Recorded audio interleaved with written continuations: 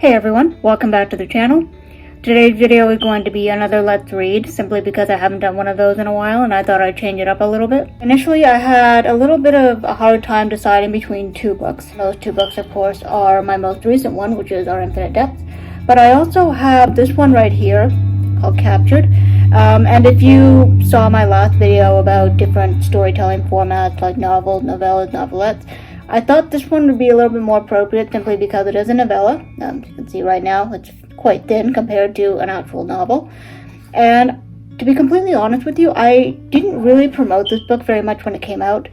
And a big part of the reason I do my Let's Read series is to convince people to actually buy the book. Originally, when I wrote the story, not the novella, the story that inspired the novella, I wasn't exactly sure if I wanted to publish it, so I released it as like a serial, as it were, on my blog. So every week or two there would be a new chapter, and the chapters were quite long simply because it was a novella and I didn't want to have my typical 35 to 40 chapters that I would have in a novel. But then I thought to myself, well, if I'm going to go to the trouble of writing these chapters, editing, revising, and then publishing them on my blog, I might as well just compile them into an actual manuscript and publish them as a print product. I figured on the heels of my last video, this might be a good way to sort of expand a little bit more on what I said about novellas and how they're a really good way to tell stories in an existing fictional universe without going through the rigmarole of laying out all the backstory. Alright, let's get right into this. So, again, front cover. Spine has very tiny text on it.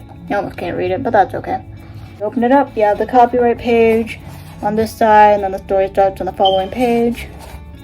And I don't have numbered chapters like chapter 1, chapter 2, chapter 3. I actually named them. And the chapter name, in this case, is Ire. And if you know Latin, you'll know what that means, but I'm not going to spoil it if you don't. Let's get started. Kira saw the smoke wafting above the city of Ire and smiled. There were no humans to be found here during the scorch, an annual event marked by fires intended to drive out pests, but still she sensed a presence amidst the recently abandoned structures. Her hair flailed against the crimson sky, tousled strands as black as burnt wood as she removed the bag of supplies and set it on the ground.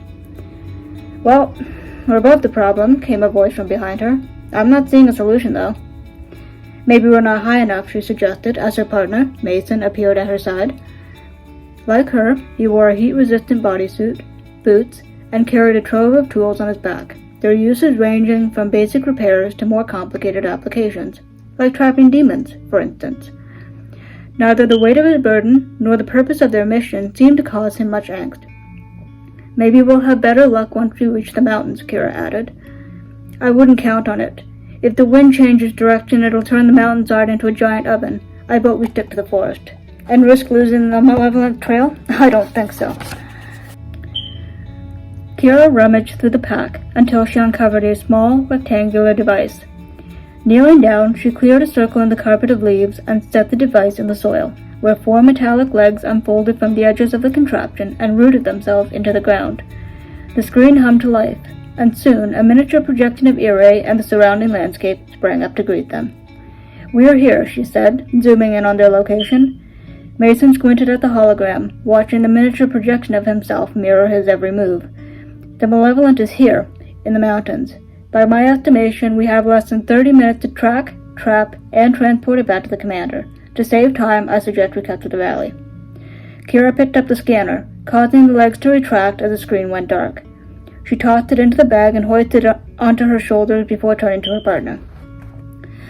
I know Ansel isn't a fan of shortcuts, but it's the only chance we have of completing the mission. She began walking, and Mason fell into step beside her. You know what else he isn't a fan of? He asked as they picked their way over the stumps and branches, burning to a crisp on the side of a mountain. There are worse ways to die. Not that Kira had any experience with death, or living. Her mother had died slowly of cancer, suffering through her final months of life as a human before passing into a new one as a spirit catcher. She was an expert at dying and dealing with the dead, at guiding them through their trauma and inevitable rebirth but when it came to kindling a relationship with her daughter, she had nothing on the citizens of Ure. Kira and Mason traveled at a spirited pace among the flowering trees and tall grasses. Earlier that day, the fields cushioning the city had been a shimmering sea of violet. Now they were a deep emerald, with patches of chartreuse cropping up here and there. A winged creature with black tail feathers and long, cat-like limbs scampered up a nearby tree, vanishing into the profusion of papery white petals. In a few hours, all of this will be ash, Mason remarked, offering Kira the flower he plucked off a low-hanging branch. She buried her nose in its sweet scent, momentarily forgetting about the smoke and her mother. Makes you appreciate how fragile life is. I wouldn't know. Mason nudged her shoulder and smiled. Then you're one of the lucky ones. Once they'd reached the mountain pass, they stopped again, and Kira removed her bag to retrieve the rosewood box. Who's building the orb? Mason asked, as she tucked the vessel under her arm and hooked her hand through the strap once again. I am, she replied. Do you have the scout? Mason lowered himself to the ground, removed his pack, and pulled out a sleek, softball-sized gadget. Shortly after he'd come to the establishment, he received a specialized ring called a keepsake, which not only preserved his memories from his past life, but also changed color in the presence of malevolence. However, it was impossible to see what color the stone was under his glove, so the scout would have to do the job for him. He opened his hand. The scout sprouted 8 legs and panned its lens over the jagged terrain, its infrared sensor combing the cracks and crevices for heat. Hot on the malevolent trail, it scurried off Mason's palm before disappearing between 2 rocks, its metallic feet clicking industriously across the argillite slabs. Kira placed the box on the ground and undid the clasp. Ansel had gifted the vessel to her on the assumption that its unusual history would bring her luck, but so far all it had done was add unnecessary weight to an already heavy bag. Mason glanced up at the sky. Long, fiery coils of heat curled to the clouds of dust and debris. Kira tipped back the lid on the wooden box and scanned the mountainside for the arachnoid gadget, her anxiety mounting when it failed to return. That's when she heard it. The high, piercing cry of a malevolent being driven out of its lair like a frightened rabbit from its burrow. Like most demonic entities, it has seething red eyes, an abundance of teeth, and a hunched, emaciated frame covered in coarse hair like a wolf's. Judging by its size, Kira estimated it to be 300 years old, barely an infant, at least by the afterlife standards, and babies were always hungry. Kira brought her hands together, leaving less than an inch of space between her fingers. Blue light pulsed against her gloved palms as she summoned her most vivid memories from the depth of her keepsake. The clearer the vision, the more powerful the orb. Not that she had much to draw on, having been raised in the establishment, a place where the dead were given a chance to earn another shot at life. The malevolent snarled like an ornery dog until, at last, Kira clapped her hands and distributed the energy. The monster extended to its full height and batted its claws at the thickening air and blinding light. These were creatures of darkness. They dwelled in the shadows of society, feasting on fear and desperation, and made hell look like a fairy tale. They were also surprisingly easy to control, at least at this age. Kira indicated the antique box at her feet, and the malevolent surrendered with a squeal, seeking the safety of the vessel over the heat of the mountain that was rapidly turning to rubble. As boulders toppled down around them, the scout rolled across the shifting ground and into Mason's hand. Kira snapped a lock on the vessel, stuffed it into her bag, and was racing after him before she could even congratulate herself on another successful quarantine. They sprinted across the hodgepodge town, where a flurry of flaming petals filled the smoky gray air. The trees ignited in a wave of amber, sending the last of the winged creatures fleeing for the more densely foliaged woodland to the south. Kira glanced back at the burning town as a cluster of homes and businesses was reduced to ashes. They charged up a hill and into the forest, where the canopies of the trees were decorated in glowing red embers. Mason bobbed along the trail a few feet ahead, glancing back occasionally to assure himself of Kira's presence, before hanging a left and disappearing between 2 bushes. Through the wall of hot, bitter smoke, the outline of a spacecraft emerged. The commander, too, sat in the middle of a clearing, dwarfed by the trees towering overhead. As soon as they had crested the last knoll leading from the forest, a hatch opened and a ladder appeared. Mason ushered Kira up the metal rings as the carpet of leaves combusted under their feet, throwing heat into the circular opening. Having reached the top of the ladder, Kira scuttled sideways, leaving barely enough room for Mason to scramble into the decontamination bay before the hatch clanged shut behind them. He rolled onto his back and instinctively laid a hand on his chest, noting grimly the absence of movement. He was nothing more than energy now, a smudge of movement in the corner of a room, a memory that got fainter with each passing year, a ghost with nowhere and nothing to haunt. All catchers were surrounded by an invisible membrane, humans sometimes called it an aura, that helped them process changes in their environment, and right now, his felt itchier than a wool sweater. He shifted slightly to relieve the discomfort in his shoulders and turned to look at Kira. "And you wanted to stick to the woods," Kira reminded him with a smirk. She dragged her bag onto her lap and pulled out the box, which she set on the floor between them. He smiled. "Next time, perhaps we should just plan better and not procrastinate. Or do you just love the thrill of doing everything last minute?" She shrugged. "When you don't fear death, you don't fear time." "I guess that attitude makes sense, knowing who your mother is." Picking up the container, Kira stepped over him and walked to the door. "I've been told I get my attitude from my father." "Ah, the infamous Gabe Conway." Mason stood up and followed her through the opening. He'd be so proud. "My father was a proud man in all the wrong ways. Don't put him on a pedestal." Walking to the center of the room, Kira placed the vessel on a stand and approached a nearby screen to log their latest edition.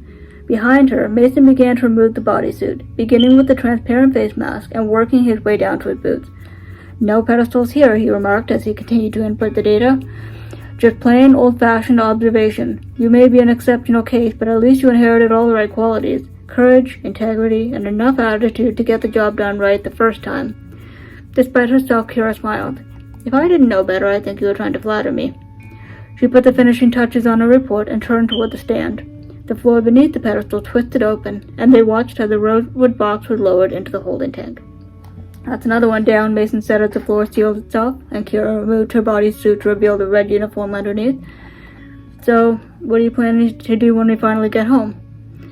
"I haven't thought about it, mainly because I don't want to." The lines around Mason's mouth softened. "It's been 5 years, Kira. You must be feeling at least a little homesick by now." Balling up the bodysuit, Kira opened the hatch to the commander's laundry hamper and stuffed the garment inside. The establishment was the only home she'd ever known, but it got lonely. Nobody stuck around for long once they realized they could earn their freedom. Even Mason would be gone one day, and he understood her better than her mother ever could. When that happened, then maybe Kira would finally understand what it meant to be homesick. "I try not to get too attached," she explained, shutting the hatch. "The stars are my home, and the planets, and the moons, and even that patch of space debris you said looked like sprinkles on a cupcake," he finished, chuckling. "You remember that?" Kira held up her left hand to show off her keepsake. "How could I forget? Though I'm still confused about what a cupcake is, or why humans seem to love them so much." "Next life," he promised, cupping his hands over her shoulders. "I'll teach you everything you need to know." A sinking feeling filled the hollow space under Kira's ribs. Breaking out of Mason's hold, she continued toward the secondary decontamination bay, where the remaining pathogens were cleansed from their uniform by means of ultraviolet light. She exited the bay so Mason could undergo the same process, then fell into step with him as they made their way back up to the cockpit. "Something tells me there won't be a next life," Kira said as they climbed the flight of stairs to a circular room featuring 6 seats clustered under a glass dome. The rest of the crew barely looked up from their instrument panels as the pair appeared. "My quotas are basically infinite." "That's only because you're so talented. If they capped you at 1,000,000 souls, you'd be out of here in 6 months." Mason slid into one of the vacant chairs and slipped on his headset. Across the aisle, Kira settled into her own workstation and faced the screen so he wouldn't notice her smiling. "Stop flattering me, Mr. Massey." "Massey," came a voice from the front of the commander. "We're airborne. Where to next?" Mason consulted his multitude of screens, pausing to appraise one in detail as he directed his words back at the source of the inquiry. "Araya," he announced, minimizing the radar and pulling up another. "Home to a cesspool of malicious spirits with a hankering for mutant fauna. Oh, I love nuclear wastelands." "How many malevolents are we escorting?" Kira asked, as the burning city of Erie was reduced to a pinprick of light. 64. "Sounds like the malevolent population on Arroya is thriving." "Hardly surprising, they've had 52,000 years to adapt." Mason grinned at Kira and double-checked his restraint. "Ready when you are, Dean." Dean reached for the lever on the controls, and the fireball vanished from sight behind them. That was the first chapter of Captured. I really hope you enjoyed it. And, of course, if you would like to finish the story on your own time, I will leave a link down in the description below. As always, I'm Jess, and I will catch you on the next one. Bye.